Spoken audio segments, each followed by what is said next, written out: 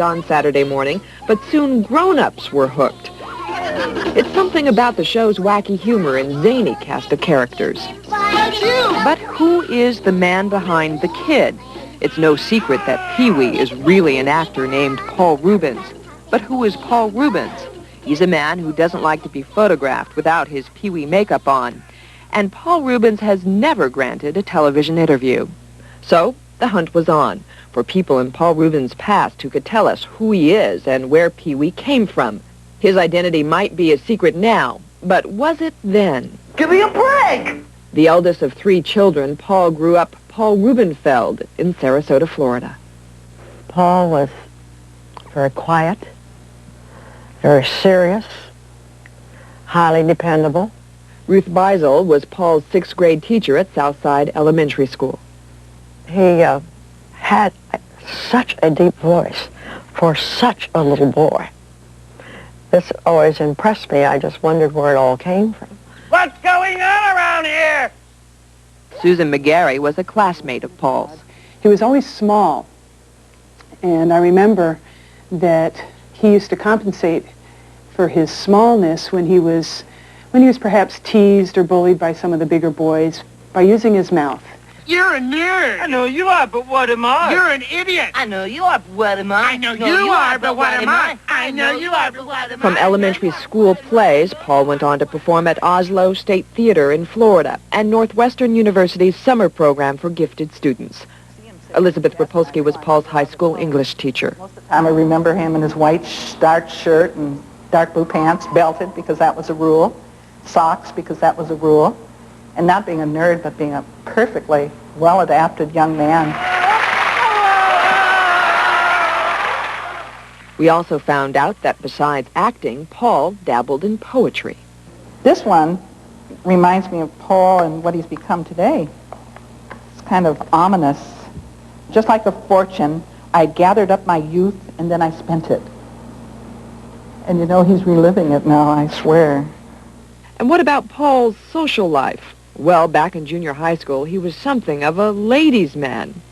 There was Diane, now Mrs. Diane Weiss. She recalls her first and last date with Paul Rubenfeld. Oh, it was very romantic. We held hands, I'm sure of that. Sweaty palms. That probably was the reason we never went out again. We held hands. There was Susan McGarry, now an Episcopal priest. During 6th and part of 7th grade, Paul and I went steady. I still happen to have the bracelet that Paul gave me.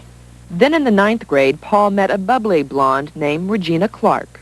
Oh, yeah. Paul loves Gina. Gina loves Paul. You know, that that kind of stuff. Notes back and forth between the classes. Their puppy love gradually led to a party and the first kiss. Paul's first kiss.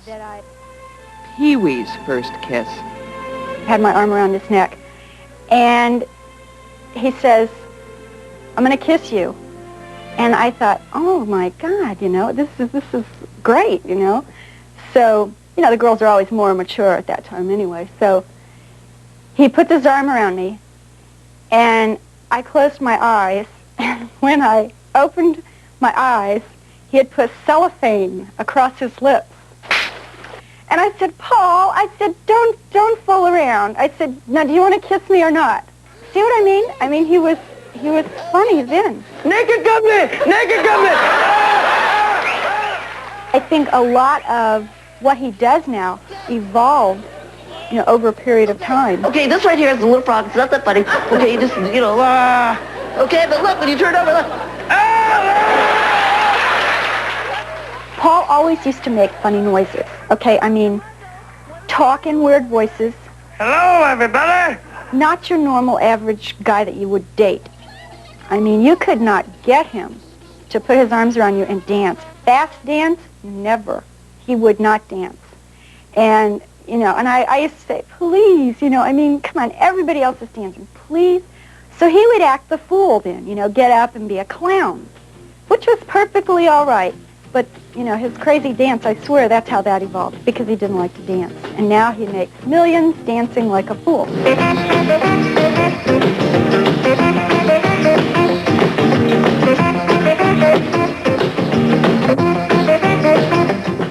may have hated to dance then, but Paul Reubens danced all the way to the bank with Big Adventure. The $6 million movie cashed in more than $70 million at the box office.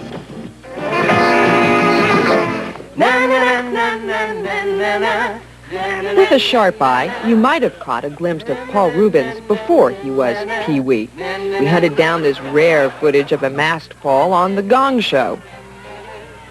His Act 1, by the way.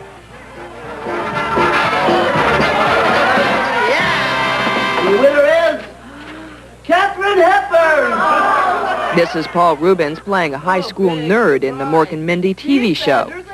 And this is Paul Reubens as a waiter in the Blues Brothers movie. We have a Dom Perignon 71 at $120. That'll be fine, pal. Paul Reubens' identity is so secret, even his colleagues have trouble recognizing him. Eric Herman was the animation producer for the first season of Pee-wee's Playhouse. I went into the room, and I said, when's Pee-wee getting here? And that was to Pee-wee, who had curly hair, a goatee, was wearing glasses, a T-shirt. I think I detected a tattoo on the left arm. And I thought, man, that's weird. When you're talking to Paul, he seems almost to have no energy. And you're wondering where the hell this Pee-wee character comes from. And all of a sudden, someone will walk into the room and you'll see a little... And then he'll go back to his Paul Reubens composure, but you see the little bits of Pee-wee sneaking out.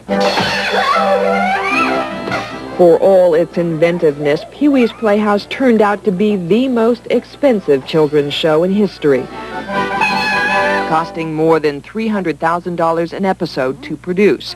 While Pee-wee appears kooky on camera, Look, a turban!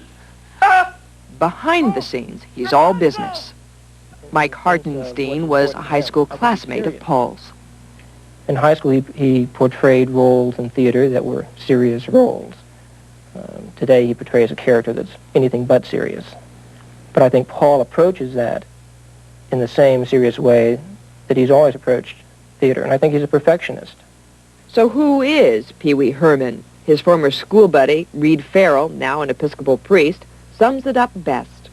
I think that Pee-wee is the child that's in all of us as grown-ups, that most of us aren't willing to let out.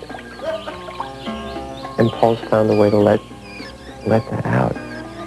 But at least one person wishes that Paul would just grow up.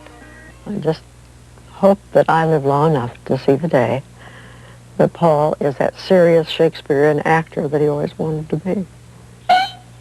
Shakespeare will have to wait because Pee-wee is busy working on a Christmas special and on new episodes of Pee-wee's Playhouse.